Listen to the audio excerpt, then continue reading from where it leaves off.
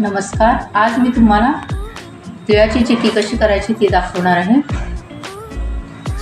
त्यासाठी 1 वाटी तीळ घेतलेले, 1 वाटी शेंगदाणा घेतलाय आणि 2 वाट्या गूळ घेतलेला आहे. तुम्हाला शेंगदाणे जर वापरायचे नसतील तर तुम्ही फक्त तीळ आणि गूळची पण चिक्की करू शकता किंवा कमी शेंगदाणे वापरायचे असले तरी वापरू शकता. मी हे सेम क्वांटिटीमध्ये घेतलेले तीळ आणि शेंगदाणे. तर आता आपण सुरुवात करूया. हे शेंगदाणे मी भाजून घेतलेले आहेत साल काढून. तर हे तीळ भाजायचे आहेत. चला आता आपण सुरुवात करूया. तर कढई गरम झालेली आहे. तीळ भाजून घेऊया. तीळ भाजायला जास्त वेळ लागत नाही, तीळ लगेच भाजतात. मी हे बिना पॉलिशचे तीळ घेतलेले आहेत. त्याची चिक्की खूप चांगली होते. तुमच्याकडे जर नसतील बिना पॉलिशचे असतील ते घेतले तरी चालतील. ते खरपूस भाजून घ्यायचे.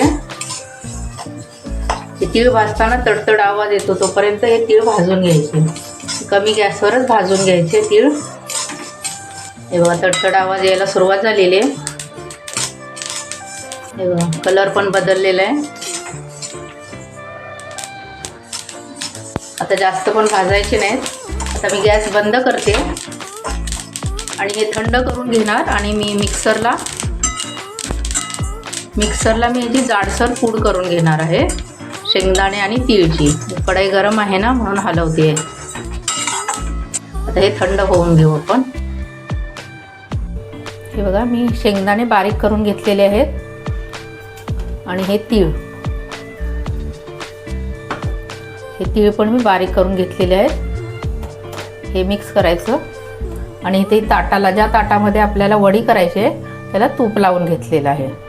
तुमच्याकडे जर ट्रे असेल तर ट्रेमध्ये किंवा पोळपाटावर पण तुम्ही वडी थापू शकता. आता आपण वडी करायला सुरुवात करूया. गूळ घेतलेला तो घालूया. गूळ वितळण्यासाठी एक थोडंसं पाणी घालूया.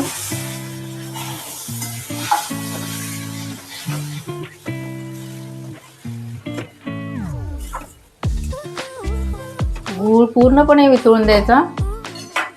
त्यासाठी गूळ ना चिरून घ्यायचा म्हणजे हा लगेच वितळला जातो.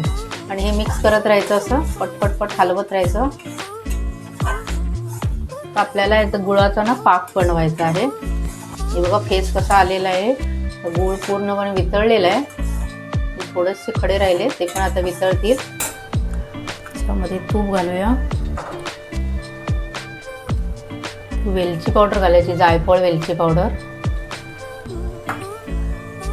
आणि पुन्हा मिक्स करून घेऊ. आता आपण पाक झालाय का ते बघूया. गुळाचा पाक लवकर होतो, वेळ लागत नाहीये. हे मी बशीमध्ये पाणी घेतलेले. थोडासा पाक आपण बशीमध्ये घालायचा.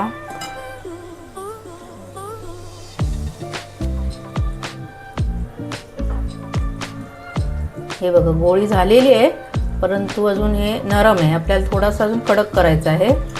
आपण अजून थोडा वेळ हलवून घेऊ. 2-3 मिनटं झालेत. आपण परत बघूया. हे बघा अशी तार आली आहे म्हणजे अजून झालेला नाही आहे पाक. आता आपण पुन्हा बघूया पाक झालाय का ते. आता पाक झालेला आहे बघा. गोळी बनलेली आहे पाकाची. हे बघा असा टाकला की आवाज येतो. त्यामुळे आपला पाक तयार आहे. आता ह्याच्यामध्ये आपण हे सगळं मिश्रण घालणार आहोत. आता हे तीळ आणि कूट शेंगदाणे आपण वाटलेले ते घालूया. गॅस बंद करायचा आणि हे मिश्रण सगळं मिक्स करून घ्यायचं. जास्त पाक करायचा नाही, कारण पाक जर जास्त कडक केला ना तर चिक्की पण कडक होणार. आणि जर कडक झालाच पाक चुकून तर तो त्याला काय आपण करू शकत नाही. जर थोडा नरम असला तर पुन्हा गरम करून कडक करू शकतो पाक आपण. पण जर हे आता हे मिश्रण आपण ताटात जे तूप लावले त्याच्यामध्ये काढून घेणार आहोत. मी ताटामध्ये काढून घेतलेले आणि वाटी किंवा उलटण्याने एकसारखं करून घ्यायचं. आपल्याला कितपत जाड पातळ हवी त्याप्रमाणे आपण ही वडी कापून घ्यायची. ते गरम असतानाच पटपट करायचं. एकदा थंड झालं ना तर ते होणार नाही, पसरणार नाही. तर काय हे मी तीळ ठेवले होते थोडेसे ते भाजलेले, ते आपण असे वरून घालूया, जे दिसायला पण छान दिसतं. पुन्हा असं वाटीने एकसारखं करून घ्यायचं. आता थोडीशी गरम आहे तरच आपण कट करून घेऊया, आकार देऊया.